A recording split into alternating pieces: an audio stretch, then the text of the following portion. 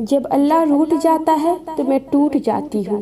میں فجر کی نماز پر نہیں اٹھ پاتی، مجھ سے سجدہ قضا ہونے لگتی ہے، میں گناہوں کی طرف کھینچی چلی جاتی ہوں، زندگی کا مقصد بھول جاتی ہوں، دل و دماغ میں شیطان بس جاتا ہے، ثواب کا شوق اور اللہ کا خوف ختم ہونے لگتی ہے، دنیا کی رنگوں میں آ جاتی ہوں، زبان سے اللہ کے ذکر کے بجائے سانگس اور ناشکری آ جاتی ہے۔ جب اللہ روٹ جاتا ہے تو امی بابا کی نافرمان ہو جاتی ہوں، ان کا کہا نہیں مانتی، بس اپنے لیے سوچتی ہوں، اوروں کے لیے نہیں۔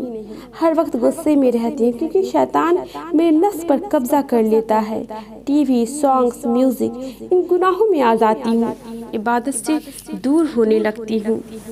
جلدی جلدی نماز پڑھنا، نماز کو بوجھ سمجھنا، قرآن نہیں پڑھنا، ذکر نہیں کرنا، بالکل گناہوں میں ڈوب جاتی ہوں، مگر مجھے چین نہیں ملتا، اللہ سے دور ہو کر سکون کھو دیتی ہوں عبادت کو بوجھ سمجھ کر۔ پھر خود کو ہی سمجھاتی ہوں کہ میں یہ زندگی کیوں جی رہی ہوں، کس لیے؟ یہ سب گناہوں کا مزہ تو دنیا میں ہی ہے، آخرت میں میرا کیا ہوگا؟ یہ بات میں کبھی نہیں بھولی کہ موت کبھی بھی آ سکتی ہے۔ دنیا کی رنگوں میں اپنی زندگی تو روشن کر لی ہے، مگر قبر کے اندھیرے میں روشنی کیسے لاؤں گی؟ مجھ میں کوئی امان نہیں، میں تو گناہ پر گناہ کر رہی ہوں۔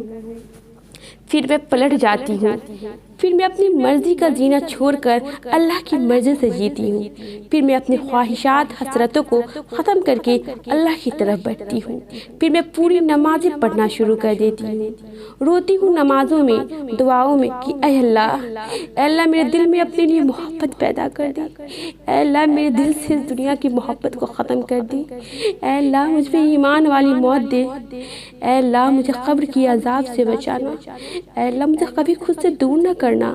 اور پھر یوں ہوتا ہے میں صحیح راستے پر آ جاتی ہوں، گناہ سے نفرت ہونے لگتی ہے، اللہ کے قریب ہونے لگتی ہوں، لہذا میں نرمی آ جاتی ہے، فرمانبردار ہو جاتی ہوں، دنیا جنت لگنے لگتی ہے، اللہ کو بہت قریب پاتی ہوں، اللہ کی عبادت ذکر فکر میں وقت گزرنے لگتا ہے۔